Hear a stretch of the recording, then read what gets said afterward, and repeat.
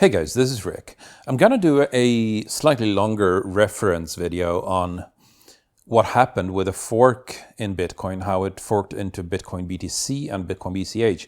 But before we go there, I'd like to explore a little bit about the narrative and how fascinating it is when Bitcoin-BTC people come to the Bitcoin-BCH forums and frankly don't recognize their surroundings at all, because the discussions are completely different and in particular have completely different topics. Let's look a little bit closer at this.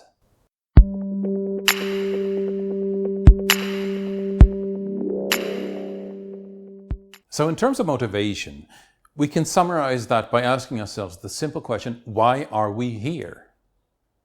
And as in, why are we doing this? Why are we putting in this much energy into making something happen? And the underlying motivation will reveal a lot of your outcome in terms of action. This is a difference between the Bitcoin-BTC and Bitcoin-BCH communities. And I would argue in retrospect that it was the key breaking point, that people have different reasons for being part of the cryptocurrency community, had different reasons for being part of the same community, so the community split. Observe, for example, that most people in the Bitcoin-BTC fork are talking about the investment.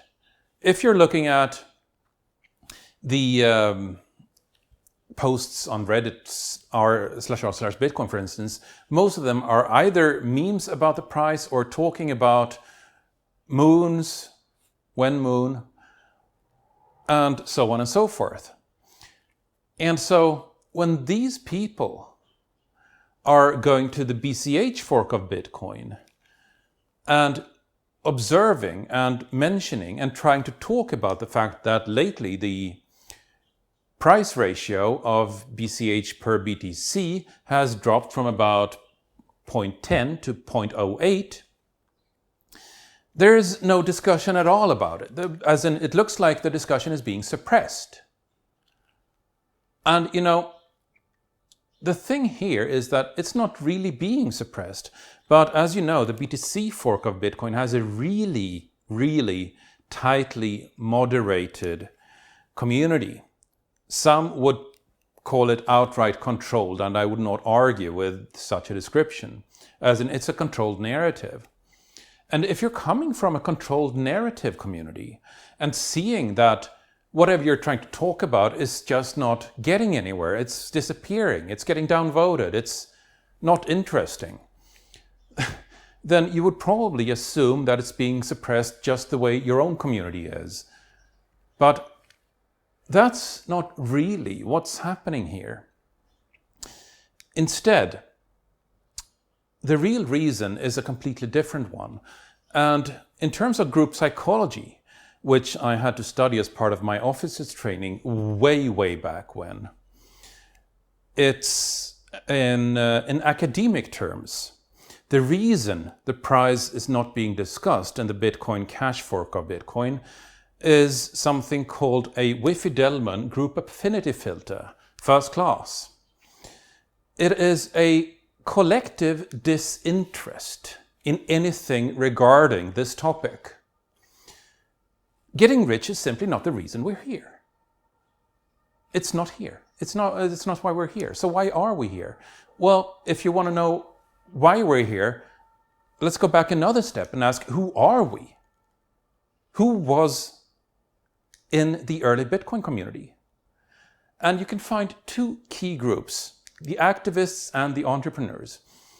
And both of these share a few common characteristics.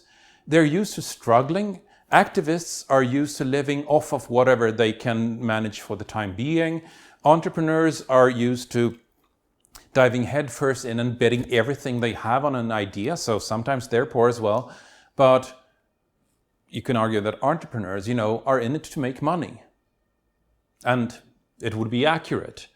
But there's a key thing in the motivation here that makes all the difference. And that's, if you're an entrepreneur for the sake of making money, you're going to be, at best, an acceptable level of entrepreneur, most of the time mediocre or even failing. Because the good to great entrepreneurs make money as a side effect of wanting to make a difference to the world at large. You're making money, and you're making money in a calculated way, but you're doing so as a side effect of really contributing to somebody's everyday life and helping them solve a problem. That's what the great entrepreneurs do. In this way, they have something in common with activists who are also trying to create a better world. And all this is as a result of wanting to do better. We can observe this in the document I wrote early on for Bitcoin Cash, where I outlined our number one guiding star, what I called our prime directive at the time in this document, Letter from the CEO, which was written in all humor, but still with a kernel of truth to it. And this seems to have really resonated with people, so I have to assume that it has a streak of truth to it. I wrote, we create liberty through profit motive. And the order of these two is really different. It doesn't say we want to get rich. It doesn't say we have a profit motive. It says we create liberty. And we are using other people's profit motive as a tool to create liberty. This stands in complete opposition to the BTC fork of Bitcoin's narrative about the silence of the lambos, as one beautiful tweet worded it. Perhaps best worded as conspicuous consumption and status symbol, in lack of a better word, keeping up with the Joneses. Activists have no need for this. Entrepreneurs have no need for this, because it's not how you change the world. And I think this is why the disinterest in these stories about the daily price and the getting rich quick is completely genuine. The Wi-Fi-Delman group affinity filter is real. We're activists, we're entrepreneurs. We're using the profit motive of other people to make things better. And while we may get rich as a result of that, obviously that would be nice, but it's not really why we do this. It's not really why we do this.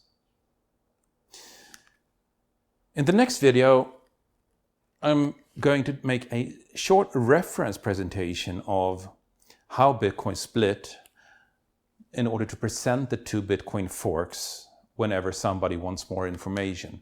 I feel there's a need to have an easily accessible resource for that. So let's get back to that next week.